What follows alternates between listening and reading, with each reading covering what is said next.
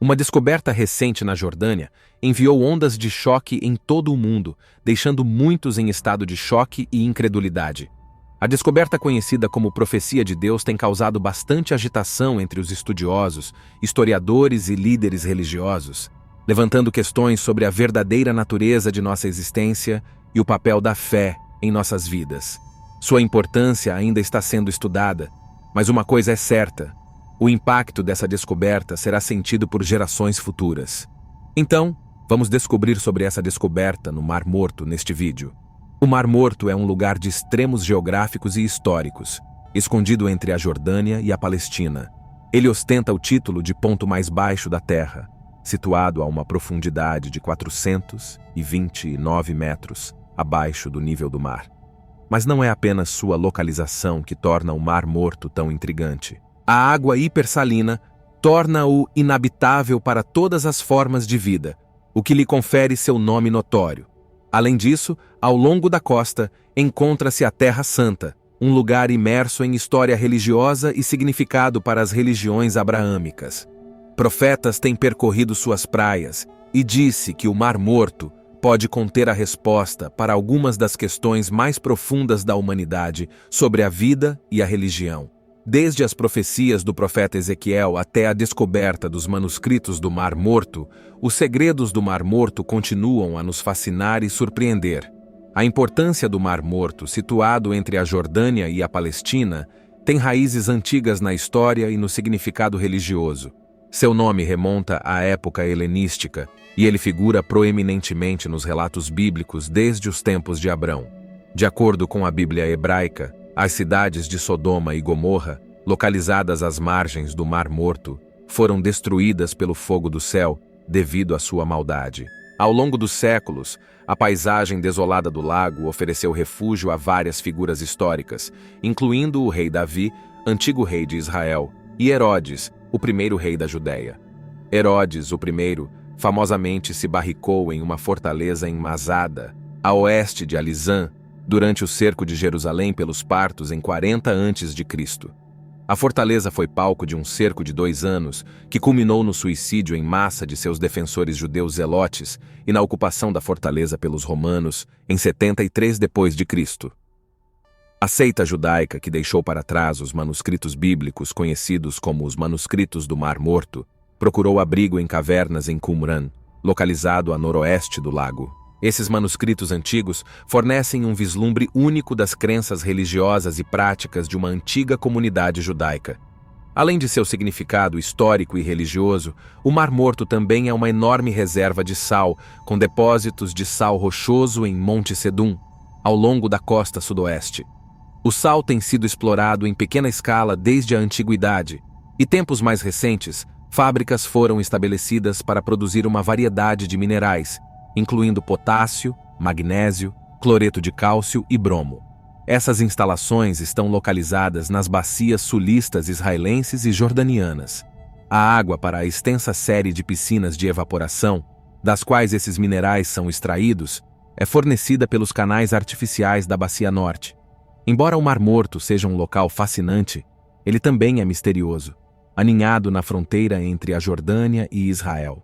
As margens estão quase completamente desertas, com apenas algumas pequenas instalações, como a fábrica de Sedum e um punhado de hotéis e spas no norte. No entanto, a alcova é um lar para uma comunidade agrícola israelense e, ocasionalmente, é possível avistar pequenos terrenos cultivados na margem do lago. Há anos, o nível de água do Mar Morto tem declinado rapidamente, o que tem gerado chamados por uma maior conservação dos recursos hídricos do Rio Jordão. Tanto Israel quanto a Jordânia têm considerado reduzir a quantidade de água do rio desviada para o Mar Morto, e também já foram propostos projetos de canais para trazer água adicional para o lago. Em 2015, um projeto foi aprovado para construir um canal do Mar Vermelho para o norte, incluindo plantas de dessalinização e hidrelétricas ao longo do canal, que entregariam grandes quantidades de salmoura, um subproduto da dessalinização, para o lago. No entanto, muitos ambientalistas e outros permanecem céticos e se opõem ao projeto, questionando os potencialmente danosos efeitos de misturar água de duas fontes diferentes. A história bíblica de Sodoma e Gomorra, onde a esposa de Ló se transformou em uma estátua de sal, serve como um lembrete tangível das consequências da desobediência. Ezequiel é um profeta admirado em múltiplas religiões, incluindo judaísmo, cristianismo, islamismo e bahaísmo. O livro de Ezequiel é dedicado às suas visões proféticas sobre o fim dos tempos, uma das quais inclui uma profecia messiânica que fala sobre água fluindo de Jerusalém para o Mar Morto, trazendo vida ao deserto circundante com uma abundância de peixes. Essa visão tem inspirado crentes por séculos, pois a ideia de trazer vida a terras estéreis é um poderoso símbolo de esperança e renovação. Apesar da rápida diminuição do Mar Morto a uma taxa de 1 metro por ano, a área permanece estéril, o que aparentemente contradiz a profecia de Ezequiel. No entanto, relatos recentes de peixes nadando em buracos de água doce formados ao longo das margens do mar têm gerado alguma empolgação, com alguns vendo isso como uma possível indicação do cumprimento gradual da profecia. As nascentes de água doce deram origem a uma forma especial de bactérias que podem suportar a rápida mudança de salinidade do mar. Isso é uma conquista notável, já que nenhuma outra bactéria conhecida de água doce ou salgada se adaptou a essas condições adversas. Por muitos anos, o Mar Morto vem perdendo sua vitalidade, uma vez que sua principal fonte de água doce, o Rio Jordão, foi cortada na década de 1950. No entanto, a alta e flutuante salinidade do mar tem levado a desenvolvimentos estranhos e místicos, como as explosões de algas que tornaram o Mar Vermelho em 1980 e 1992. Disse que o Mar Morto guarda muitos segredos e mistérios. Agora, pesquisadores da Universidade Ben Gurion do Negev descobriram 2 descobertas importantes que só podem ser descritas como miraculosas.